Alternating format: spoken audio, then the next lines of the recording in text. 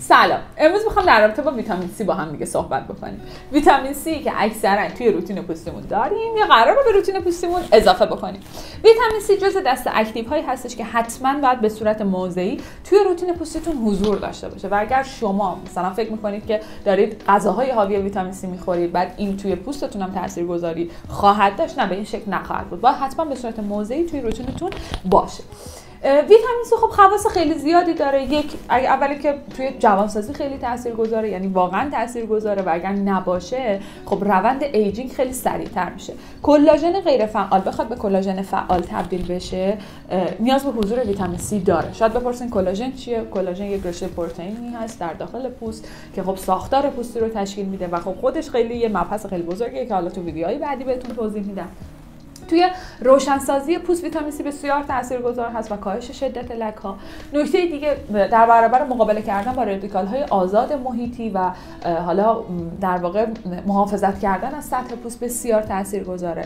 و در واقع یه سری خواص دیگه‌ای که ویتامین C داره و حالا جلوتر بیشتر راجع بهش صحبت می‌کنیم.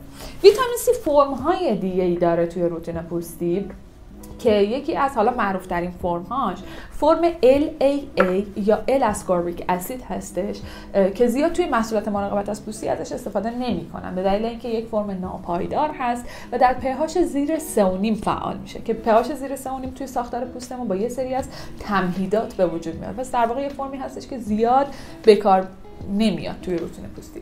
اما یه فرمی که خیلی زیاد استفاده میکنن فرم آسکوربیل گلوکوزاید هست که حالا یه فرم پایدارتر هست و اکثر محصولات مراقبت از پوستی هم از این فرم استفاده میکنن. حالا خواص روشنسازی، جوانسازی اینا رو هم به تبع این فرم به ما میده. یه فرمی داره تحت عنوان THD یا تتراهگزیل دسیل آسکوربات که یک فرم محلول در چربی هست و اگر ما میخوایم از خواص جوانسازی ویتامین C بیشتر بهره ببریم بهتر که از این فرم در واقع محصولات استفاده بکنیم. من برای سنین بالای 40 سال این فرم رو خیلی پیشنهاد میکنم. ویتامین C اما چطور باید توی روتین پوستی ما استفاده بشه؟ پیشنهاد اینه که شما صبح‌ها که در واقع بیدار میشید بعد از شستشوی صورتتون ویتامین C تون رو استفاده بکنید.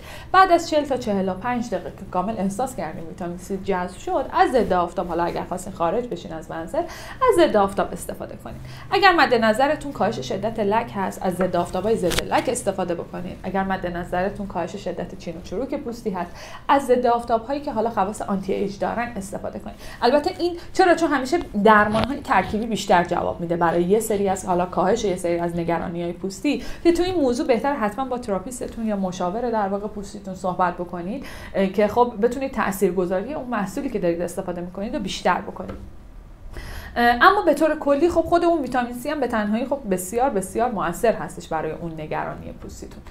از اون ویتامین C با یه سری از ترکیبا سینرژی خیلی بالایی داره که یکیش ویتامین E هست که معمولا حالا توی اون سرم های ویتامین C میان ویتامین E هم اضافه میکنن، میان هیالورونیک اسید هم اضافه میکنن که بتونن در واقع خواص ویتامین C رو ما بیشتر ازشون بهره مند بشیم. مثلا سرم گارنیر ویتامین C داره که از نوع حالا آسکوربیل گلوکوزاید هست و برای عزیزایی که خب سابقه مصرف ویتامین C توی روتین پوستشون نداشتن بهتره از این مدل در واقع ویتامین C توی روتین پوستشون شروع کنن. یعنی این ویتامین C گارنیر به عنوان یک استارت ویتامین C خیلی محصول خوبیه. اگر سابقه مصرف ویتامین C به صورت طولانی مدت دارید برید سمت ویتامین C مثل اوردینری که حالا 8% ویتامین C داره، کنارش 2% آلفا آربوتین داره که برای کاهش شدت لک بسیار محصول و گزینه مناسبی هستش. اگر سابقه طولانی مدت ویتامین C رو دارید که بریم به سمت سوسپانسیون حالا اوردینری و محصولات قوی ترش. ما این سه موردی که حالا نام بردم و توی سایت موجود کردیم، اگر حالا دوست داشتید میتونید تهیه بکنید. اگر ندارید از مدل های دیگه هم استفاده میکنید بگید حتما بهمون تا ما هم بدونیم که در واقع چه فیدبکی شما از اون محصول گرفتین. اگر خوبه بتونیم موجود بکنیم، اگر هم راهنمایی لازم داشتین در رابطه با اون محصولات حتما به ما و تیم مشاورمون بگین که بتونم در واقع بهتون کمک بکنم. به طور کلی اگر بالای 25 سال سن دارین باید حتما ویتامین C توی روتین پوستیتون باشه. اگر حالا مثلا میگید که من حساسیت دیدم با ویتامین C و اینا، من خودم جزو دسته افرادی ام که با ویتامین C پوستم حساس میشه، ولی خب با یه سری از چیزای دیگه کنترلش میکنم. مثلا ویتامین C میزنم، در کنارش مثلا میام از حالا اکتیوهای ضد التهاب مثل آلانتوین، دکسپنتول، اینا یا مرطوب کننده های ضد التهاب استفاده میکنم که اون در واقع بتونم از خواص ویتامین سی بهره مند بشم. چون گفتم ویتامین سی به صورت خود از داخل بدن زیاد جذب پوست نمیشه و حتما باید باشه تو روتینمون. تعداد دفعاتش رو باهاش بازی میکنم، مثلا کم میکنم، زیاد میکنم، هفته 2 بار 3 بار استفاده میکنم، ماسک ضد التهاب بعدش میزنم.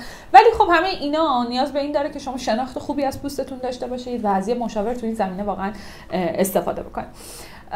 حالا اگر سوالی در رابطه با ویتامین سی داشتید به طور کلی حتما بهمون بگین. من این سوالا رو به تفکیک توی ویدیوهای بعدی توضیح میدم. فقط خواستم از ویتامین سی کوچولو با هم دیگه در واقع بیشتر آشنا بشیم در واقع با ویتامین سی و بیشتر بدونیم در رابطه باهاش.